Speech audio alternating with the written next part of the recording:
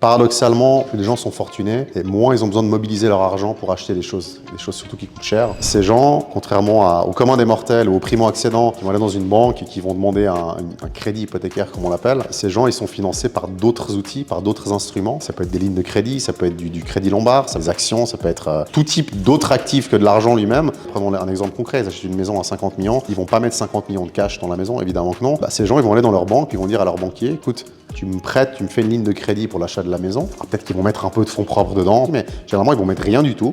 La banque va leur financer 100% du prix de la maison. En contrepartie, les 50 millions sont en gestion chez eux. Et puis, sur les 2,5 millions ou 3 millions ou 4 millions ou 5 millions de rendement de cet argent, la banque va se prélever des honoraires de gestion pour l'argent qui est investi. Et plutôt que de faire dormir l'argent dans un bien dans lequel on habite, qui finalement a un cash flow négatif, tandis que si c'est une ligne de crédit et qu'on vous prête l'argent puis qu'on le garde sur des investissements, le rendement de cet argent sera généralement bien plus élevé que le coût de la dette que vous contracterez auprès de votre banque. Donc la banque prend finalement pas de risque en vous octroyant 100% de ligne de crédit pour l'acheter. Au contraire, elle en tire même un bénéfice vu qu'ils vont en contrepartie placer cet argent chez eux pour le faire travailler.